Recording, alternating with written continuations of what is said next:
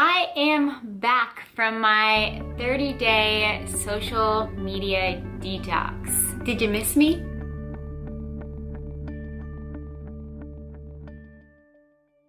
Just kidding. But really, I just wanted to give you guys a little rundown of the past 30 days. What I noticed about things, what I've been doing, the positives, the little negatives that I found along the way, the things I missed about social media, the things So I just wanted to give you the things I missed, the things I didn't miss, the things I realized about myself and just my tendencies with social media. And yeah, so let's just get started. And if you want to skip to my conclusions and don't want to read all the details, I'll put down right here what minute to skip to because it might be a little long. Okay, so it all started out and I was feeling excited about it, kind of like, oh no, what did I get myself into? I'm gonna miss this. But I deleted all the apps off my phone because I realized if they were on there, it was gonna be way too tempting. Logged myself out of everything and said, okay, this is it, we're starting. No turning back now. So the first things I realized, waking up in the morning, I didn't even realize it, but I guess I usually scroll through the feeds or check comments and everything, or like the latest post I had posted on Instagram or my blog, because I woke up and I was like, wow, like I guess I'm just gonna go make breakfast, make coffee, and start my quiet time and read my devotional, my Bible. And it was just the most freeing thing ever. Like I didn't spend an extra 30 minutes scrolling through feeds, worrying about this or that, or what I was gonna post that day or anything like that. I just did me. I did what was really healthy for my soul and just felt so free. So that first morning was great. And then as I was walking to class, I realized, wow, I'm usually sitting here like Snapchatting like throughout my walk, because it's like a 20-minute walk. I'm usually Snapchatting through my walk. I'm usually doing anything and everything, finding things to take photos of, to post, and I just thought and processed the day beforehand. I processed what probably was gonna happen this day. I prayed. There's just so many things that I did that I would have never normally made time for. Not to mention just making breakfast in general and just being able to eat it hot without trying to take a photo of it. That was nice too. So then I go and check my emails, and I received a few really sweet emails of people that were just saying, wow, good luck on the social media break, but I'm gonna miss you. Have so much fun. Have some great time to yourself, and can't wait till you come back. So that made me really just smile and kind of just lighten my day, because I was kind of thinking, wow, I'm gonna miss this. How am I gonna do this? And those sweet emails, thank you to those of you who did send them, because they were so sweet. So then things that I didn't expect to happen happened. And in the first week of my social media detox, 2 of my close friends get engaged. One of them I had to find out through text message because I wasn't on social media, so I didn't see any photos. And then the other close friend FaceTimes me when it all happened, showing me the ring and everything. And I was took a screenshot of my face expression with her in the FaceTime, and I was I want to post this so badly and just celebrate with her, and I wanted to celebrate with the other one, but it was sad because I really wanted to celebrate them. I wanted to show everyone how much I was happy for them, and then wanted to post something about it, and I couldn't. So in 1 week I was dang it, I really miss social media just because of things like that, and I want to see all their photos that they probably are posting to Facebook, and I can't do it. So that was definitely one of the downsides, and made me think, I don't know if I can do this for another 3 weeks. But then it went only up from there. So another thing I realized is just driving. I didn't think I checked my phone or my feeds or comments while I was driving, because that's not the safe thing to do. But the first time in my car, I go and swipe my phone open, and then I just stare at an appless screen, and I was well, there's nothing to do here, and I close it again. I'm like, wow, how many times do I usually do that during my drive? Probably a lot, but like I had nothing to look at, so I just closed it and set it down, and then just started looking at the scenery around me on the roads and started singing along to my music and just enjoying where I was in the moment. And it was so great, and it was so freeing. All my car times and like my drives to CrossFit and stuff. Which brings up another thing, CrossFit. Like there's so many times I want to post something because I accomplished something really great, or I made a PR in like my deadlift, or accomplished one of the CrossFit Open workouts, and I couldn't post anything about it. I was so sad. But then I just realized, you know what, I'm doing this for me. I'm not doing this to post about it. So this is cool. I'm doing something for myself. Which is another great thing, is like I realized like sometimes I was doing things just to like post about them, like to be able to say like I did it. And like one day, like I just had a lot on my mind, and like I went out and like adventured out to trails that I didn't know existed, and started going on hikes for like 3 hours. And usually I would have made sure to stop and take a photo and make sure that I could post something inspirational about my walk. And instead I just took the time to like genuinely seek out what was troubling me, like why I was so upset, kind of talk it out with God and just figure it all out. So it was cool to just do something for me for once, and not like make sure I went on like a hike and stuff to get a photo. So then in class, there was some good, some bad, a lot of good actually, because I didn't realize how much I scrolled through Pinterest, or I checked my comments and stuff like that. And I took the best notes I ever did in my life. Like I paid attention to the professors, I did everything, and I felt so like such a great student for once. I was like the only one not on my phone, and I was like, wow, I'm so good. No, I'm not, I'm just completely kidding. But I really did feel productive. Whether it be at home on my computer doing homework or in class, like I was so productive because I had nothing to distract me. But there's things like giving my presentation on nighttime eating, the underwater weighing lab that we did, just all different kinds of labs that we did that I wanted, that I would normally like make sure I was like snapping, or that I was videoing, making sure someone else was able to video it for me, like all this stuff that goes into that. And I didn't even think twice about doing any of that, because I was just feeling free to have fun and like learn through the process and present. If you guys want me to write a post on nighttime eating and why it's not bad for you, I will, but I did a presentation on that.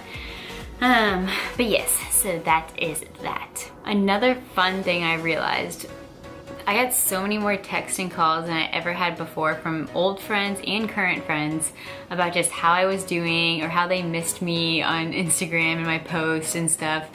And it made me realize the people that truly genuinely cared and realized that I wasn't on social media, and how much they cared to take the time out of their day to contact me directly. And it's just cool because I feel like social media, yeah, it lets us connect with more people than we would normally be able to do in a physical manner.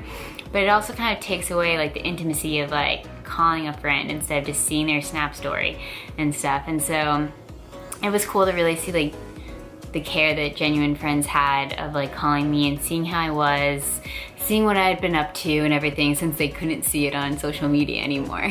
One thing I did realize was the fact that as much as I would love to think that I don't seek satisfaction or fulfillment in like the likes or comments I get on a photo, clearly I do somewhat, because it was so freeing to just not have to worry about it. Like instead of worrying about, oh, let me go check the post I did 2 hours ago to see how many comments are on it or whatever, I just didn't have that to think about. And I just started feeling so much, like at first I didn't know where this happiness and like freedom feeling was coming from, and then I quickly realized it was because I wasn't having the stress and anxiety of checking posts and planning posts and just seeing like, did they like it, did they not, do I need to do something else, like what should I do that they'll like appreciate, because I really like this post and it meant a lot to me, but clearly it doesn't mean a lot to them. And like just so much goes on in your mind when you're trying to plan a post, because I mean I do genuinely care what you guys think, but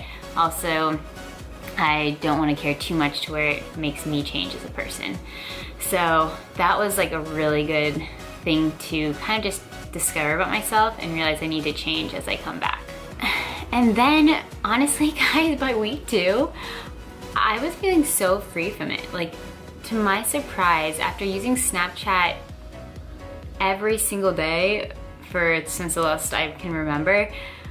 By week 2, I wasn't even thinking about snapping something or taking a photo for Instagram or writing a blog post or checking another person's blog. Like, none of that even came to my mind. Like, I was feeling so free. I was like, wow, how quickly it became easier to like not check it. I did check Facebook once every 3 days just for a 5-minute time limit, just to make sure I didn't miss any important notifications from school groups or work groups.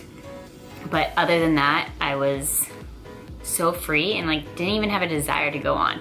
The only times I think I had desires to like go on something was Instagram, when it was like a good friend's birthday that I wanted to post about and celebrate with, and Pinterest when I was like trying to find a recipe to make for dinner or something.